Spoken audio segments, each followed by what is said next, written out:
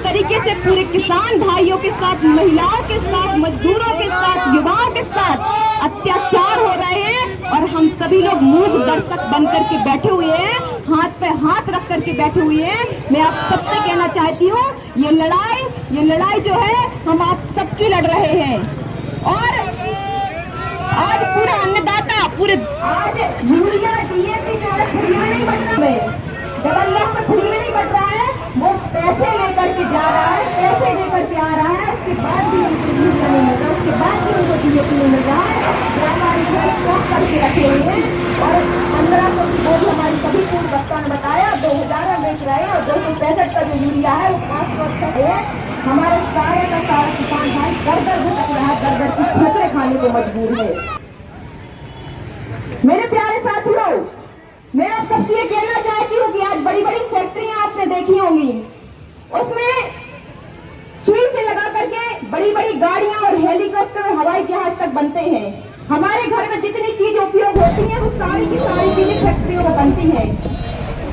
आप ये बताइए, आप सब लोग ये बताइए मुझे कि उन सारी की सारी चीजों का दाम कौन तय करता है?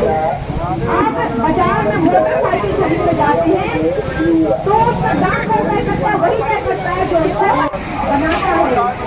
ऐसा तो नहीं है कि 2 लाख की मोटरसाइकिल और आप कहते भैया मैं 10,000 में दाम दे रहा हूँ तो दे, नहीं तो वो व्यापारी क्या करते हैं, मालिक है उसका, वो क्या कहेगा कि तुम तो जाओ भैया, हम तो 2 लाख से 1 रुपया कम में कर रहे हैं।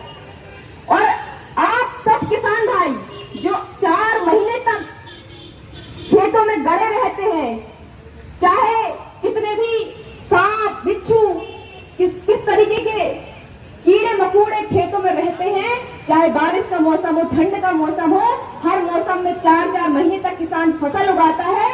आप सब जानते हैं क्योंकि सभी लोग किसानी से जुड़े हुए हैं। और जब वह अपना माल लेकर के मंडियों में जाता है तो उसकी बोली लगाई जाती है। किसकी बोली लगाई जाती है आप जानते हैं? उसकी बोली लगाई जाती है और व्यापारी कहता है कि तुम्हें 1500 में देना हो तो दे दे जो गेहूं, नहीं देना हो तो अपने घरे जाओ। जब किसान इतनी मेहनत से इतना महंगा बीज ला करके बोता है, पास कोई धन दौलत नहीं है, जितना खेती किसानी में लगाते हैं उतना उस व्यापारी ले जाता है, उतना दुकानदार ले जाता है। ऐसा ही मूंग खरीदने के समय पर हुआ। पहले सरकार ने कह दिया कि आप सबकी जो मूंग है खेतों में लगाई गई है बहुत जहरीली है, तो हम इसको नहीं खरीद। और हमारे जो छोटे किसान भाई हैं उनने सारी की सारी अपनी मूंग उठाई और व्यापारियों को औने पौने दाम में बेच दी। किसी ने 5,000 में बेच दी, किसी ने 25। और फिर राजा ने कहा कि चलो एक काम करते हैं कि हम सारी प्रजा को का टेस्ट लेते हैं, एक परीक्षण करते हैं। तो राजा ने पता है क्या किया? राजा ने एक शिकायत पेटी अपने दरबार में रखवा दी और सारी प्रजा में ऐलान करवा दिया कि आपको यदि कोई भी शिकायत हो, इस राज्य की जो भी शिकायत हो, चाहे पर्सनल प्रॉब्लम हो, चाहे सार्वजनिक समस्या हो, आप इस शिकायत पेटी में बस लिख करके डाल दीजिए। तो राजा ने ऐलान कर दिया और दूसरे दिन वो पेटी खोल करके देखी तो उस पेटी में एक भी पर्ची नहीं डली थी। फिर राजा ने कहा, फिर से एक बार ऐलान करवा दिया कि जो भी शिकायत हो आप पेटी में डालो। फिर दूसरे दिन राजा ने पेटी में देखा तो उसमें एक शिकायत नहीं डली थी और फिर लगातार 1 महीने तक राजा वो पेटी खोल के देखता रहा, उसमें कोई शिकायत नहीं मिली।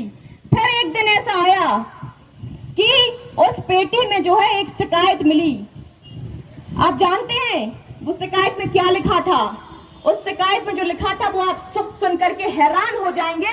और ये बताना चाहती हूँ कि वही हाल हमारी रहली विधानसभा क्षेत्र का भी है। उस पर्ची में लिखा था कि राजा साहब, हम लोग जब काम पर जाते हैं तो पुल पर जो 2 कोड़े मारने वाले बैठे रहते हैं उनकी संख्या को बढ़ा दिया जाए, 2 की जगह 10 कोड़े मारने वालों की संख्या कर दी जाए ताकि हम लोगों को काम पर जाने में देरी ना हो। तो यही हाल हमारी विधानसभा क्षेत्र का है कि हमारे सारे लोगों पर अत्याचार हो रहे हैं, सारी की समस्याएं जस की तस बनी हुई हैं, परंतु हम जानते हैं यदि हम आवाज उठाएंगे तो हम पर केस दर्ज कर दिया जाएगा। हमारे घर में से कोई सरकारी नौकरी में है तो उसका ट्रांसफर कर दिया जाएगा, उसको सस्पेंड कर दिया जाएगा। इस तरीके की ना जाने कितनी समस्याएं हैं। तो यही जो है मैं कहती हूँ, यही समस्या हमारे रेहली विधानसभा क्षेत्र की है। और गोपाल भार्गव कहते हैं कि हम 9 बार के मुख्य विधायक हैं और मुख्यमंत्री के बराबर हैं। और जब आप 9 बार के विधायक हो, मुख्यमंत्री के बराबर हो, तो आप सबके घरों में रेख लगना चाहिए, सबके घरों में यूरिया घर बटना चाहिए। आप ये बताइए कि जरूरत होगी यदि तो घर पे पहुंच जाएगी, होम डिलीवरी हो जाएगी, कोई दिक्कत नहीं, उधार भी मिल जाएगी शराब। परंतु जब किसानों को यूरिया की जरूरत होती है, जब हमारे साहेबपुर नगर के साथियों को डॉक्टर की जरूरत होती है, तो अस्पतालों में डॉक्टर नहीं मिलते हैं। और इसका बहुत अच्छा उदाहरण आप सबने देखा हो, उसके बाद भी हम सब लोग मुंह बंद करके बैठे हुए हैं। तो इससे बड़ी हमारी कायरता कुछ भी नहीं हो सकती कि जब हमारे वो छोटे छोटे 9 मासूम बच्चे, आज जिन पर बीती है वो शायद समझ सकते हैं, जिन पर नहीं बीती है वो समझने का प्रयास तो कर सकते हैं कि वो छोटे छोटे 9 मासूम बच्चे कैसे पाले होंगे उनके माँ बाप ने, उसकी माँ का जिगर का टुकड़ा होंगे, उसके बाप की खुश बच्चे, और एक एक बच्चे थे, वो सारे के सारे लोग काल के गाल में समा गए। और हम सभी लोग मुंह बंद करके बैठे हुए हैं। अभी तक उस सीएमओ का ट्रांसफर नहीं हुआ, उसके बाद भी कई घटनाएं हुई, अस्पताल में डॉक्टर नहीं मिलते। 4 डॉक्टर होना चाहिए कम से कम शाहपुर में, इतना बड़ा नगर है। स्कूलों में मास्टर नहीं है। आज आप सब खुद देखिए कि सरकार जो है वो चाहती है कि है ना आपके बच्चे आगे ना बढ़े, क्योंकि आपके बच्चे यदि पढ़ जाएंगे तो वो आगे जाकर के सवाल पूछेंगे। ये बच्चों को छोड़ करके उसमें हिंदी पढ़ने भी नहीं आएगी। ये जानबूझकर आपके बच्चों के साथ साजिश की जा रही है। आप ये बताइए कि कोई मंत्री का बेटा, कोई विधायक का बेटा जो है वो सरकारी स्कूल में क्यों नहीं पढ़ता? गरीबों के बच्चे क्यों सरकारी स्कूल में पढ़ते हैं? सरकारी स्कूल में नहीं पढ़वाना, सरकारी अस्पताल में इलाज कोई बड़ा व्यक्ति नहीं करवाता, कोई बड़ा आदमी नहीं करवाता, कोई विधायक नहीं करवाता, कोई मंत्री नहीं करवाता। अपने बच्चों को विदेश भेजते हैं पढ़ने और आपके बच्चों को सरकारी स्कूल में दर दर की ठोकरें खाने के लिए भेज देते हैं स्कूलों में। और नौकरी चाहिए बड़े बड़े लोगों के बच्चों को सरकारी, और सरकारी स्कूलों में नहीं पढ़ने दे रहे हैं। एक तरफ आप 1250 रुपए दे रहे हैं और दूसरी तरफ से आप 5-5 हजार रुपए छीनने का काम कर रहे हैं।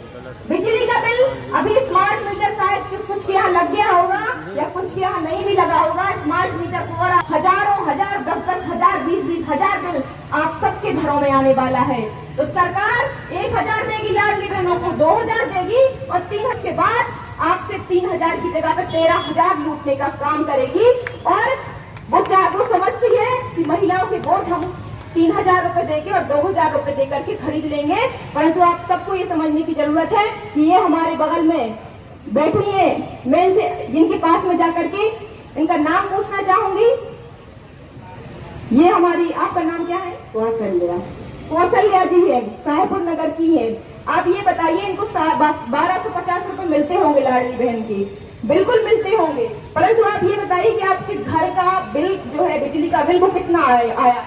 6000 आया है। इनका घर का बिजली का बिल आप ये बताइए 1200 रुपए। आप सभी लोग खुद सोचिए कि आप खुद सोचिए कि इनका 10,000 रुपए जो है मकान टैक्स आया है, कहाँ से भरेंगे ये?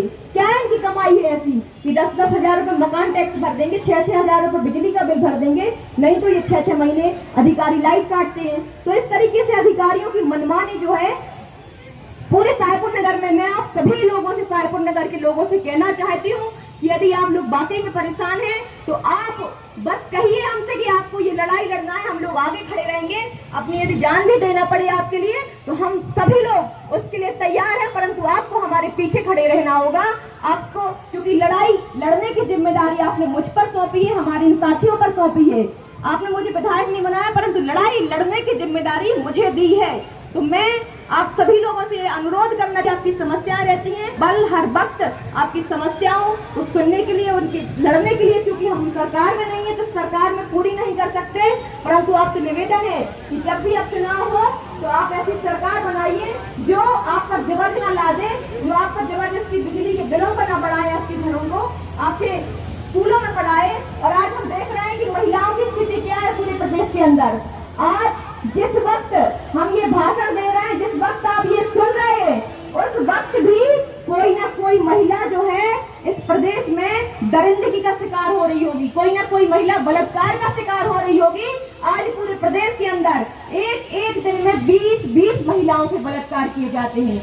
एक दिन में 28 बच्चियां जो है लापता हो रही हैं। और आप कहेंगे कि इसमें सरकार की क्या गलती है? तो मैं ये भी बताना चाहूंगी कि सरकार की गलती ये है कि यदि आप जो दोषी पाए जाते हैं, जो अपराधी होते हैं, जो दरिंदे होते हैं, उनको ऐसी सजा दीजिए, ऐसी सजा दीजिए कि यदि एक को सजा देंगे तो सारे के सारे अपराधी जो है कांप जाएंगे, डर जाएंगे। ऐसे एक अपराधी को आप फांसी की सजा देंगे तो सारे लोग ऐसा दरिंदगी करने से कांपेंगे। तो ये सरकार की गलती है और सरकार जो है सारी चीजों पर